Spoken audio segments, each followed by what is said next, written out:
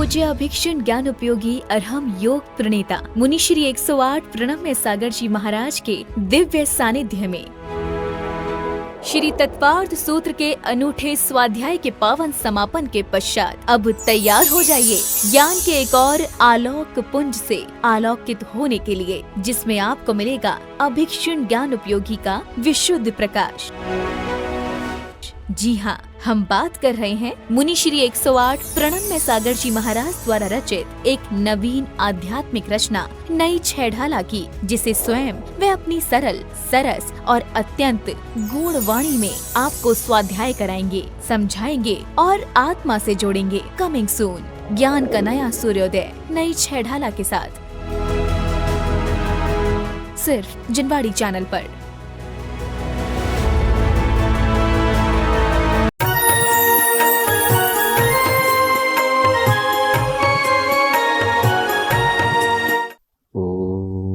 नमः सिद्धेभ्यः। ॐ नमः सिद्धेभ्यः। ॐ नमः सिद्धेभ्यः।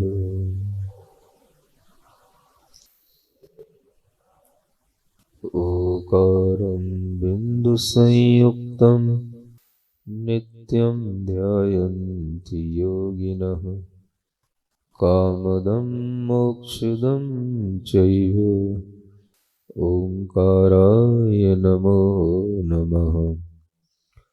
अरहमित्यक्षरं ब्रह्म वाचकं परमेष्ठिनः सिद्धचक्रस्य सद्बीजं सर्वतः प्रणमाम्यहम्।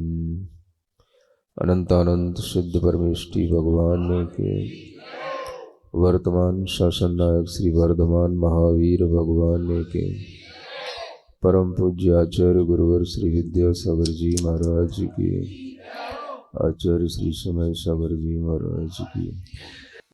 आज आप सभी लोगों के लिए एक नया ग्रंथ आपके सामने रखा जा रहा है, जिसका नाम है नई छेढ़ाला। छेढ़ाला के बारे में आप लोगों ने पहले भी सुना होगा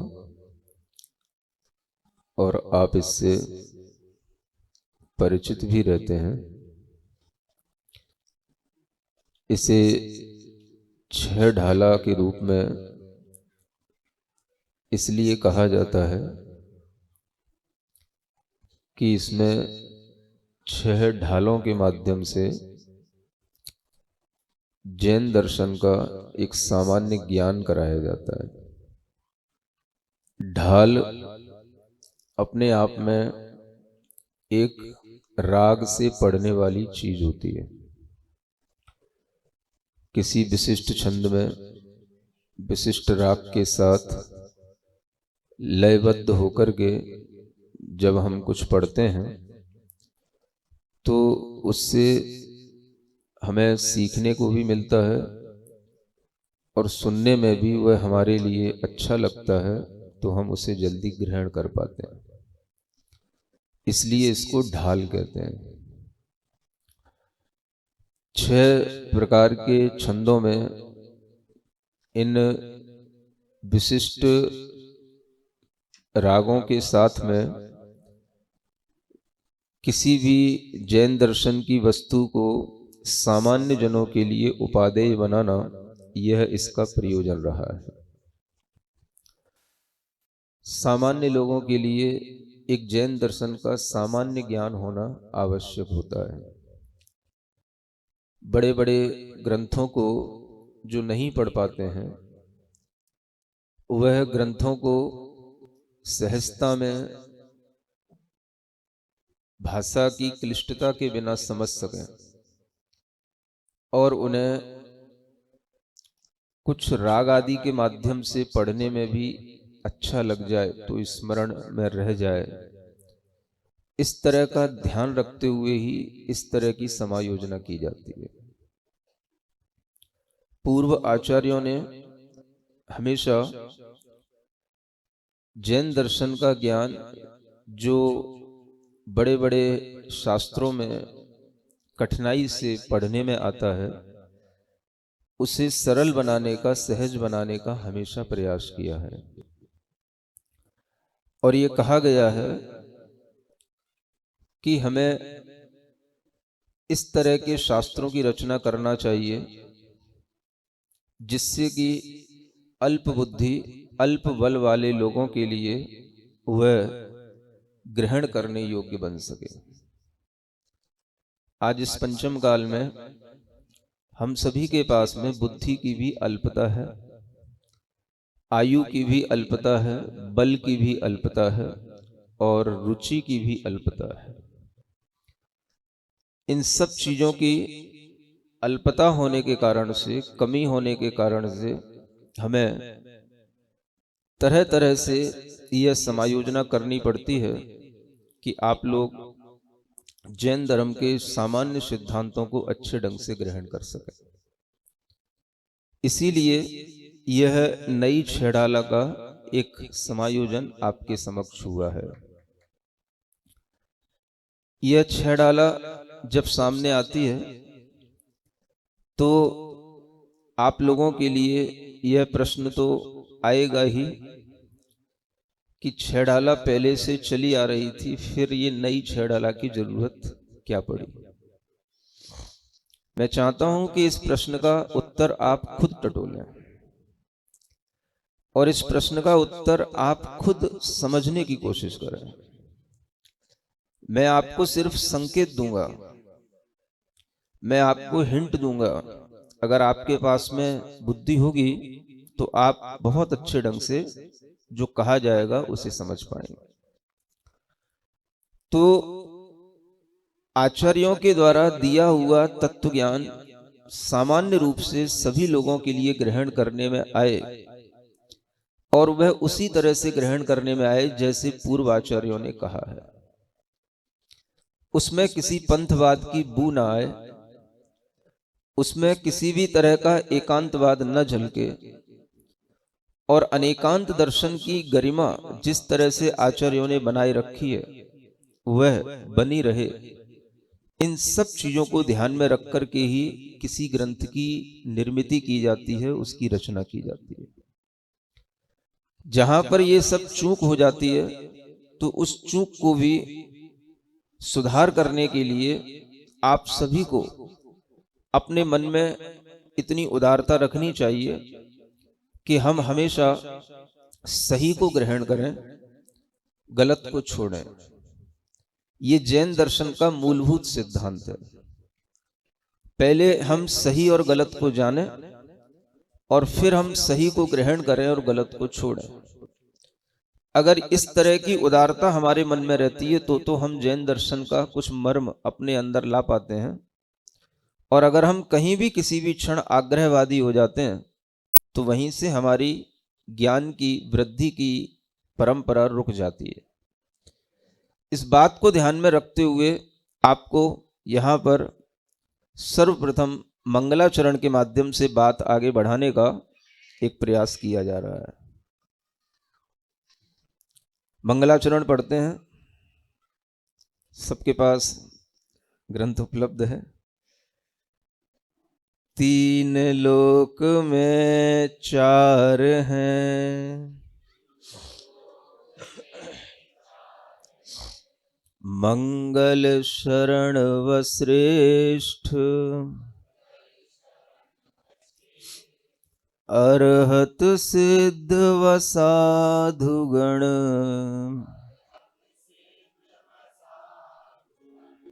धर्म जैन जग ज्येष्ठ, तीर्थंकर जिन देव की, जिन वाणी को ध्याय, सार्वधर्म संक्षेप से,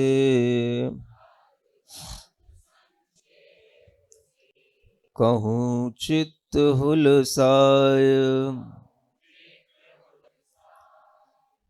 यह 2 छंदों का 2 दोहे में यह मंगलाचरण है। एक बार आप इसको पुनः भी पढ़ सकते हैं।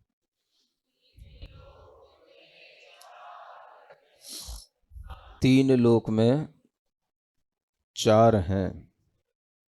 क्या हैं? मंगल, शरण और श्रेष्ठ। 4 चीजें 3 लोक में मंगल मानी गई हैं, 3 लोक में शरणभूत हैं और 3 लोक में श्रेष्ठ मानी गई हैं, जिन्हें हम जगोत्तम कहते हैं। वह 4 चीजें अरहत, सिद्ध व साधुगण। अरहंत परमेष्ठी, सिद्ध परमेष्ठी और साधु समूह। धर्म जैन जगज्येष्ठ। जैन का मतलब होता है जिनेंद्र भगवान के द्वारा कहा हुआ जो धर्म है वह जगत में ज्येष्ठ है, श्रेष्ठ है। तीर्थंकर जिनदेव की जिनवाणी को ध्याय।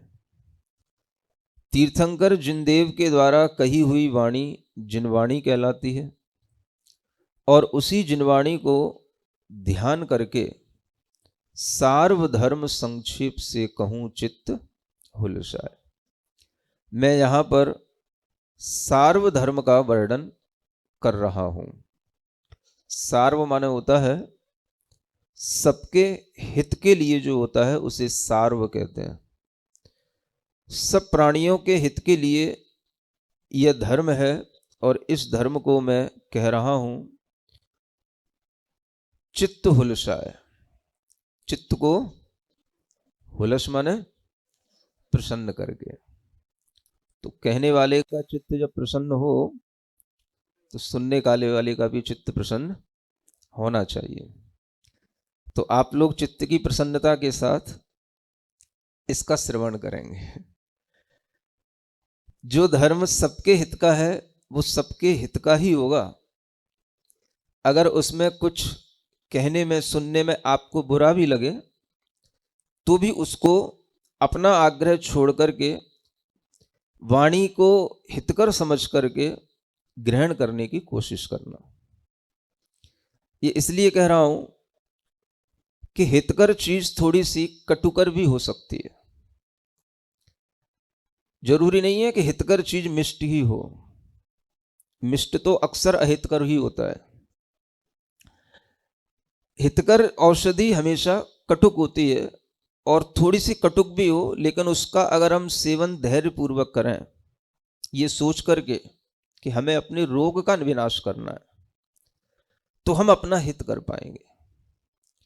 इसलिए जो हितकर होता है उसे बड़े प्रसन्नता से ग्रहण करना चाहिए, चाहे वो स्वाद में कटु हो या मधु हो, इससे कोई फर्क नहीं पड़ता है।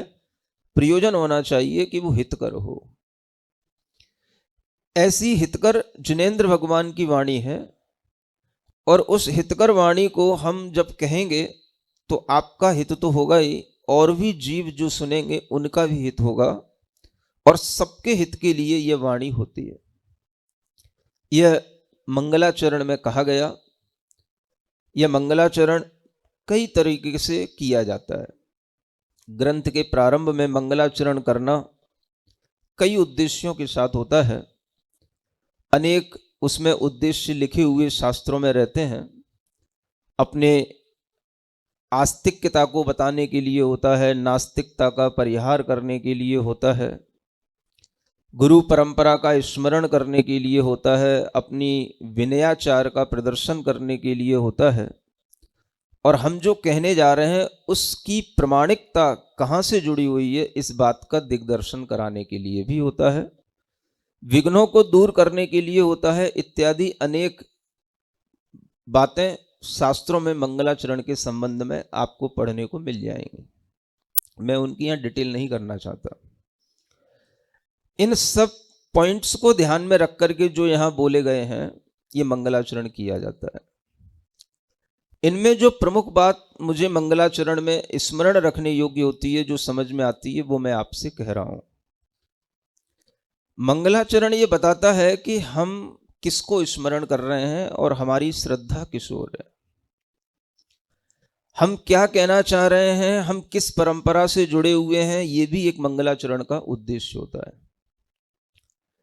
इसीलिए प्रारंभ में पूज्य पुरुषों को याद किया जाता है और मंगलाचरण के माध्यम से हम अपनी उस परंपरा को स्मरण करते हुए अपने आप को भी उस परंपरा से जोड़ लेते हैं। यह मंगलाचरण हमारे लिए एक आईना होता है जिसमें हमें देखने को मिलेगा कि आगे हमें क्या दिखाया जाएगा, क्या परोसा जाएगा, क्या सुनाया जाएगा, वह विषय मंगलाचरण से ही स्पष्ट हो जाता है। आचार्यों ने मंगलाचरण कई तरीकों से किया है। एक मंगलाचरण होते हैं तीर्थंकर को नमन करने योग्य या नमस्कारात्मक मंगलाचरण होते हैं, जैसे कि अरहंत सिद्ध आदि पंच परमेष्ठियों को स्मरण करना और नमस्कार करते हुए अपनी बात को आगे बढ़ाना। नमः श्री वर्धमानाय, ये नमस्कारात्मक मंगलाचरण है। एक मंगलाचरण होते हैं जो गुणों का स्मरण करने के लिए होते हैं।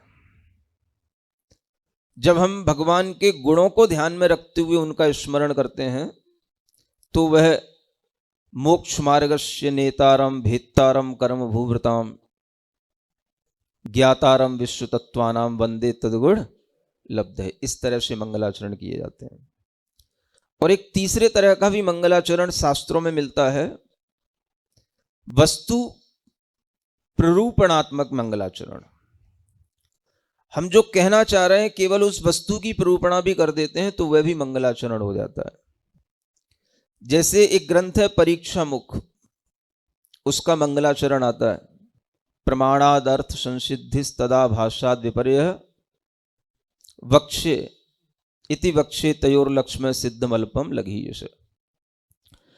इस तरह से तीन प्रकार के मंगलाचरण के साथ साथ एक चौथा मंगलाचरण और आता है, इसे आशीर्वादात्मक मंगलाचरण कहा जाता है,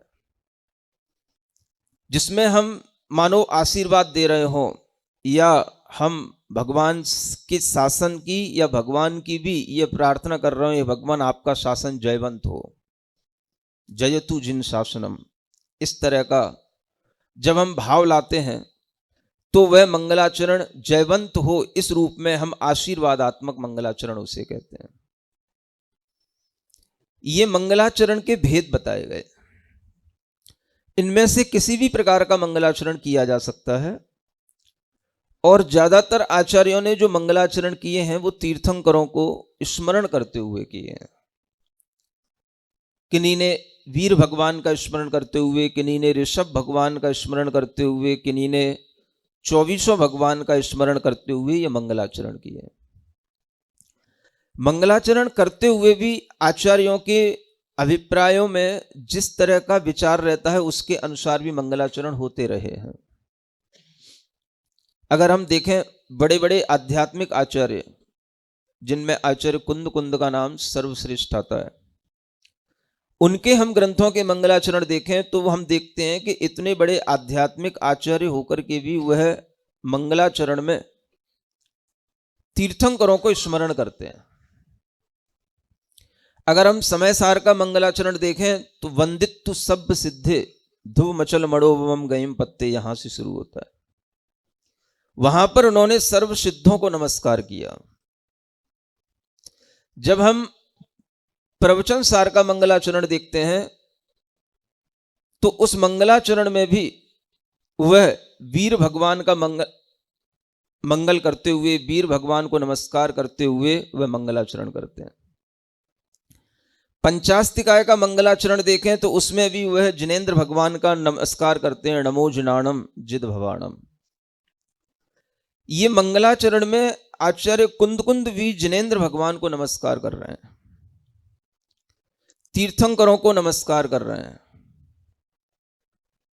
एस सुरासुर मणुसिंद वंदिदम धोद घाई कम्मलम पड़मामी वड्डमाणम धम्मम तिथस कत्तारम। ये प्रवचन सार का मंगलाचरण जिसमें भगवान वर्धमान को उन्होंने नमस्कार किया। तो पूर्व आचार्यों ने हमेशा तीर्थंकरों को नमस्कार किया और उन्हीं के नमस्कार के माध्यम से मंगलाचरण को करते हुए अपने ज्ञान को शास्त्रों के माध्यम से हम सभी के लिए प्रेषित भी किया। तो मंगलाचरण अपने आप में एक बहुत बड़ी चीज होती है। इसे देखना चाहिए कि मंगलाचरण में क्या लिखा जाता है और मंगलाचरण किसको समर्पित किया जाता है। पंच परमेष्ठी में अगर हमारा श्रद्धान होता है तो हमारे अंदर पंच परमेष्ठी प्रमुख रूप से सामने आते हैं। कभी कभी कोई एक आध्यात्मिक आचार्य हुए जिन्होंने थोड़ा सा भगवान को न देख करके भगवान के अंदर की परम ज्योति को देखते हुए भी मंगलाचरण किया। जैसे आचार्य अमृतचंद जी महाराज ने पुरुषार्थ सिद्धि उपाय ग्रंथ में तज्जयति परम ज्योति समम समस्तैरनंत पर्याय दर्पण तल इव सकला प्रतिफलति पदार्थ मालिका यत्र, ये मंगलाचरण किया। माने उन्होंने भगवान की वह परम ज्योति को सामने रखा जो केवल ज्ञानमय ज्योति है, जिसमें सभी पदार्थ स्पष्ट दिखाई देते हैं, वो हमारे लिए मंगलमय हो। तो इस तरह के भी कुछ स्वरूप को ग्रहण करने वाले गुणात्मक मंगलाचरण भी हमारे सामने आ जाते हैं। आध्यात्मिक आचार्यों ने भी तीर्थंकरों को याद किया, तीर्थंकरों की उस परम ज्योति को याद किया। सठ खंडागम जैसे महासिद्धांत ग्रंथ का मंगलाचरण देखते हैं तो नमो अरिहंताणम नमो सिद्धाणम, इस नमोकार मंत्र से वह मंगलाचरण शुरू होता है। हम जब इन ग्रंथों के मंगलाचरण की परंपराओं को देखते हैं तो हमें तीर्थंकर का स्मरण होता है, पंच परमेष्ठियों का स्मरण होता है। आचार्य यति वृषभ के अगर हम तिलोय पंडिती जैसे महाग्रंथ को देखते हैं तो वह भी अरहंत सिद्ध आचार्यों की स्तुति में एक एक गाथा लिखते हुए मंगलाचरण करते हैं। यानी आचार्यों ने पंच परमेष्ठियों को ध्यान में रख करके मंगलाचरण किया है या तीर्थंकरों को ध्यान में रख करके मंगलाचरण किया है।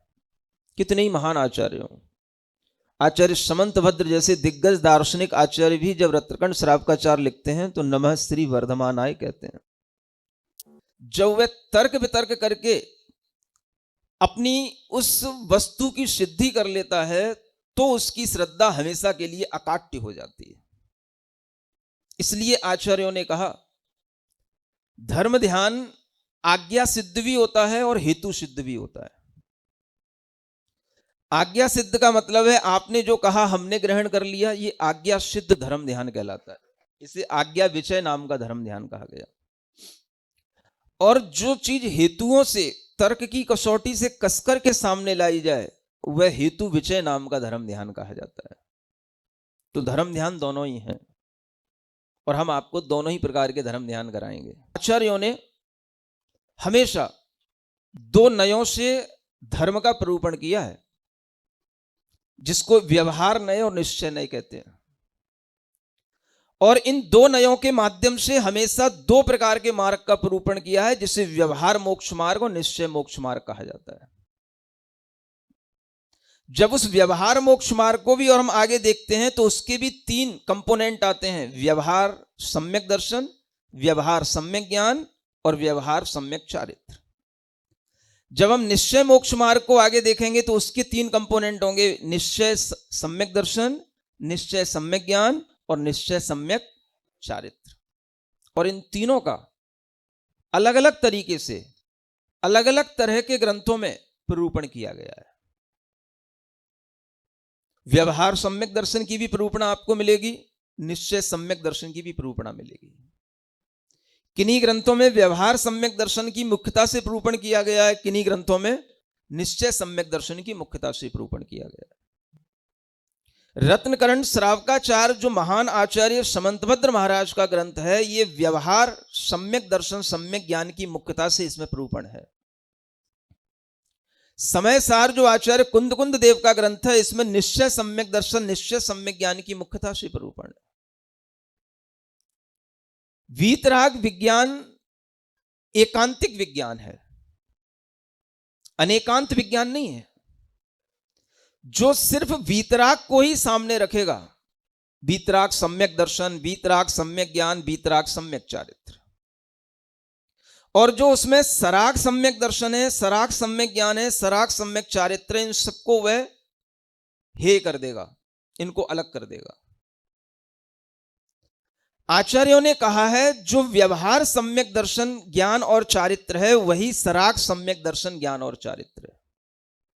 जो निश्चय सम्यक दर्शन ज्ञान और चारित्र है वह वीतराग सम्यक दर्शन ज्ञान और चारित्र है। ये समझिए आप पद्धति जैनागम की क्या है। नयों के माध्यम से अलग अलग वस्तु की निरूपणा करना यह आचार्यों का लक्ष्य रहा है।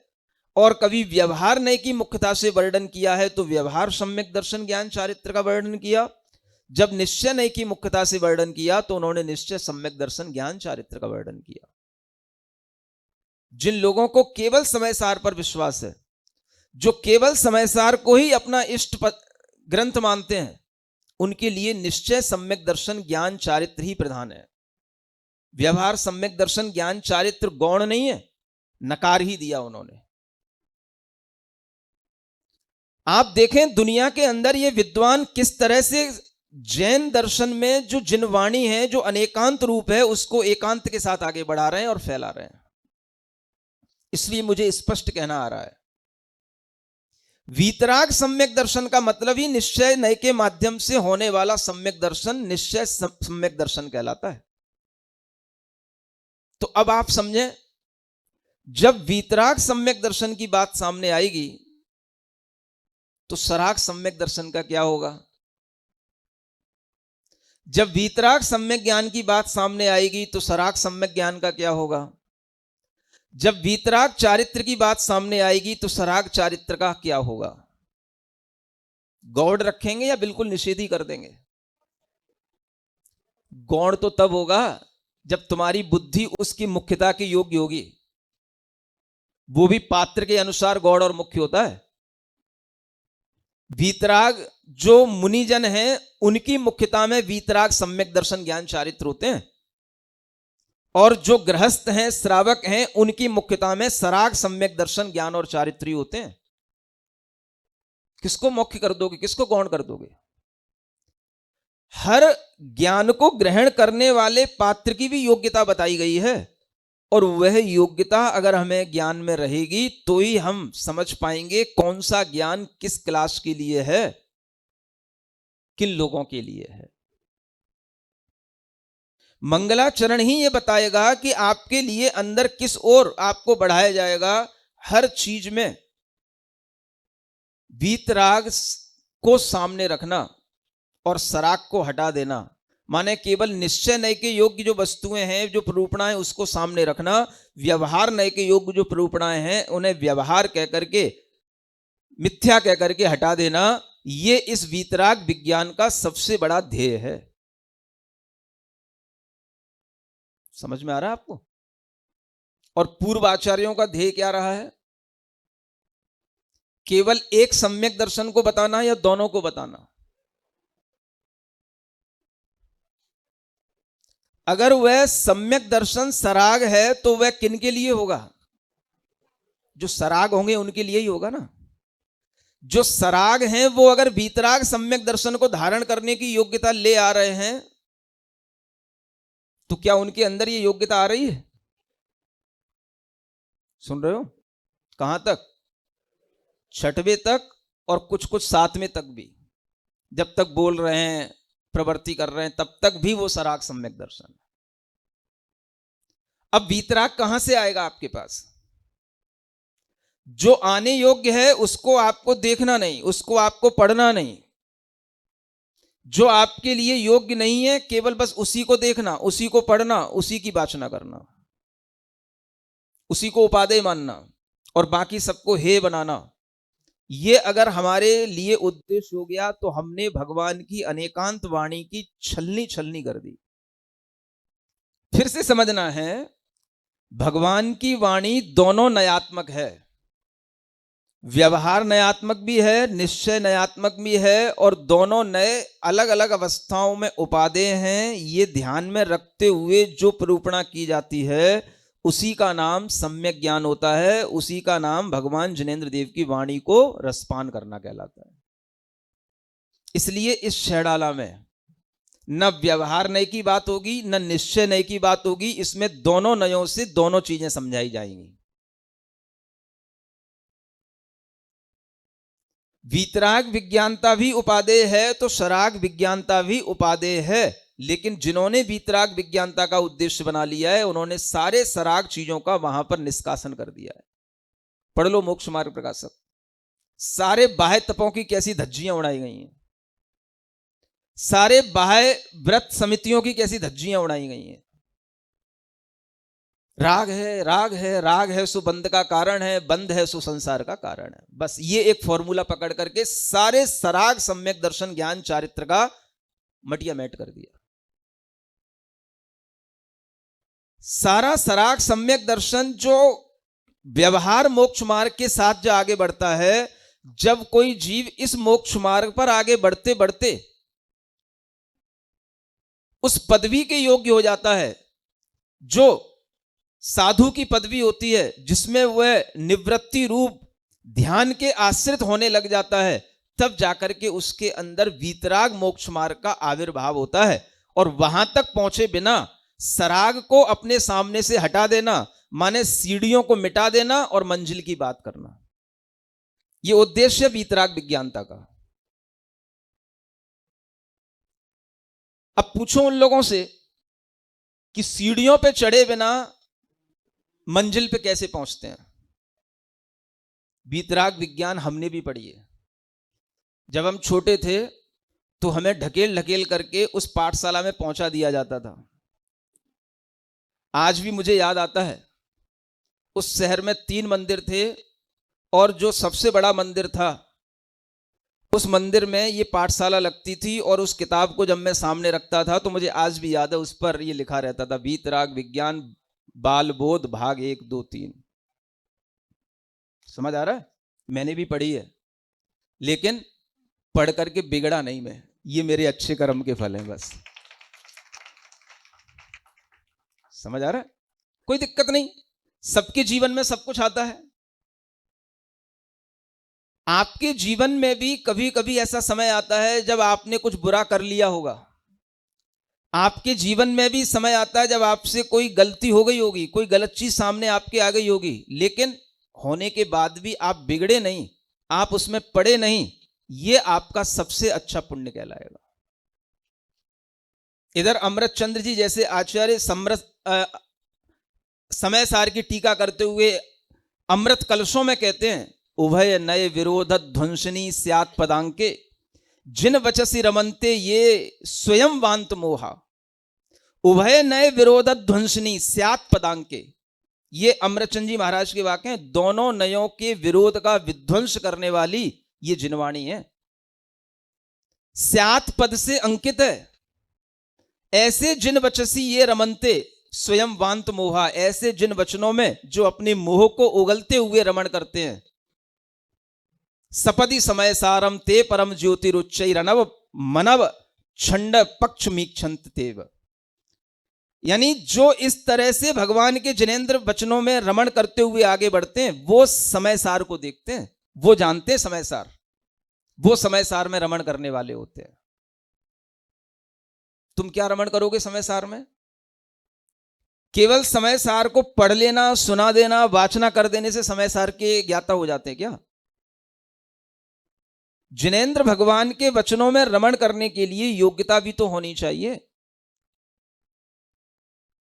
दोनों नयों का विरोध करने वाली वाणी है, और उस वाणी का जो पान करते हैं वो समय सार में रमण करते हैं। केवल एकांत वाणी में रमण करने वाले कभी समय सार का अनुभव नहीं कर सकते। इसलिए आपको पढ़ने से पहले ये सोचना पड़ेगा कि हम क्या पढ़ने जा रहे हैं, और वह ग्रंथ किस ऑथर का है, कौन किस परंपरा से जुड़ा हुआ है, किसको आगे बढ़ाने वाला है, ये उद्देश्य पहले ध्यान में रखना चाहिए, तब किसी ग्रंथ को पढ़ना चाहिए। क्योंकि मंगलाचरण ही बता देगा उस व्यक्ति की श्रद्धा कहां है और हमारी श्रद्धा कहां है। हमें अपनी श्रद्धा कहां बनाए रखनी है? बोलो, पंच परमेष्ठी पर। अगर हमारी श्रद्धा में ये पंच परमेष्ठी भी बाद में है और वीतराग विज्ञान पहले है, तो फिर हमारी श्रद्धा जैन शासन के अनुसार नहीं हो सकती।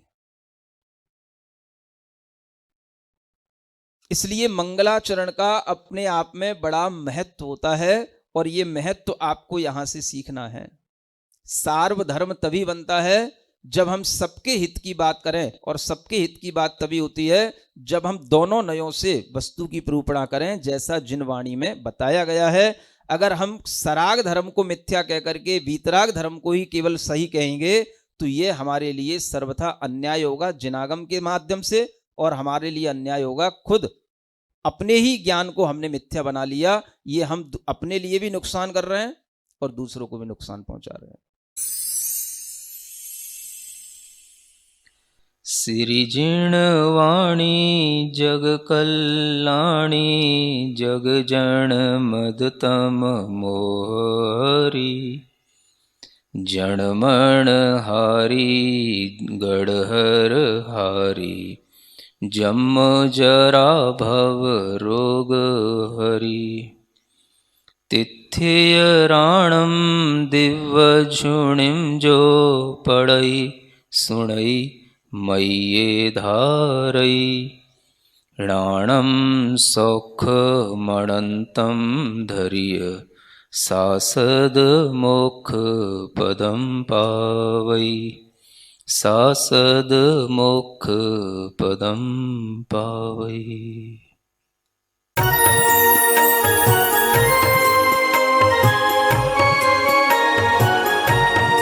परम पूज्य अभिक्षण ज्ञान उपयोगी अरहम योग प्रणेता मुनिश्री 108 प्रणम्य सागर जी महाराज के दिव्य सानिध्य में श्री तत्वार्थ सूत्र के अनूठे स्वाध्याय के पावन समापन के पश्चात अब तैयार हो जाइए ज्ञान के एक और आलोक पुंज से आलोकित होने के लिए, जिसमें आपको मिलेगा अभिक्षण ज्ञान उपयोगी का विशुद्ध प्रकाश। जी हाँ, हम बात कर रहे हैं मुनिश्री 108 प्रणम्य सागर जी महाराज द्वारा रचित एक नवीन आध्यात्मिक रचना नई छेढ़ाला की, जिसे स्वयं वे अपनी सरल सरस और अत्यंत गूढ़ वाणी में आपको स्वाध्याय कराएंगे, समझाएंगे और आत्मा से जोड़ेंगे। कमिंग सून, ज्ञान का नया सूर्योदय नई छेढ़ाला के साथ, सिर्फ जिनवाड़ी चैनल पर।